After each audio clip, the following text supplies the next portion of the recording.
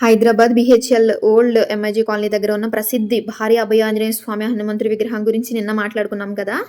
ఇంకా చాలా ప్రత్యేకతలున్నాయి. అవేంటో చూద్దాం. రామాలయం ఈ విగ్రహం ప్రతిష్ఠించిన ప్రాంగణంలో కేవలం హనుమంతుడే కాకుండా ఒక అందమైన ఆలయ సముదాయం కూడా ఉంది. ఇక్కడ ప్రధానంగా శ్రీ సీతారాముల లక్ష్మణ సమేత ఆలయంతో పాటు సుబ్రహ్మణ్య స్వామి నవగ్రహాలు మరియు శివాలయం కూడా ఉన్నాయి. అలాగే ఈ గుడికి సరిగ్గా ఎదురుగానే ఇంకొక చిన్న ఆంజనేయ స్వామి విగ్రహం కూడా ఉంటుంది. అక్కడికి వెళ్ళినప్పుడు ఆ స్వామిని కూడా దర్శించుకోవడం అస్సలు మర్చిపోకండి. అన్నిటికన్నా నా మనసుకు బాగా నచ్చిన, నన్ను బాగా ఆకట్టుకున్న విశేషం ఇంకొకటి ఉంది, చూద్దాం రండి.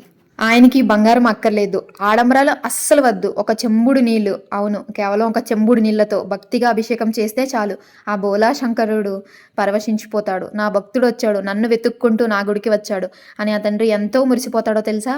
మనసులో కల్మషం లేని భక్తి ఉంటే చాలు.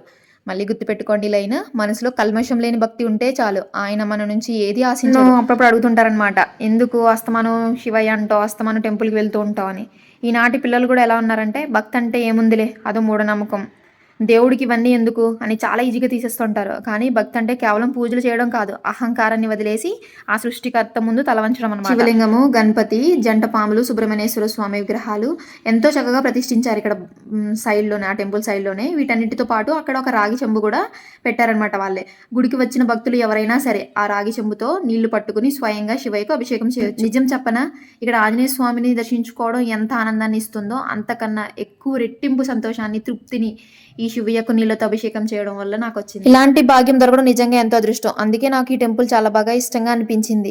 మీరు కూడా దగ్గరలో ఉంటే రోజు లేకపోయినా ప్రతి సోమవారం అయినా వచ్చి ఈ అనుభూతిని అస్సలు మిస్ అవ్వకండి.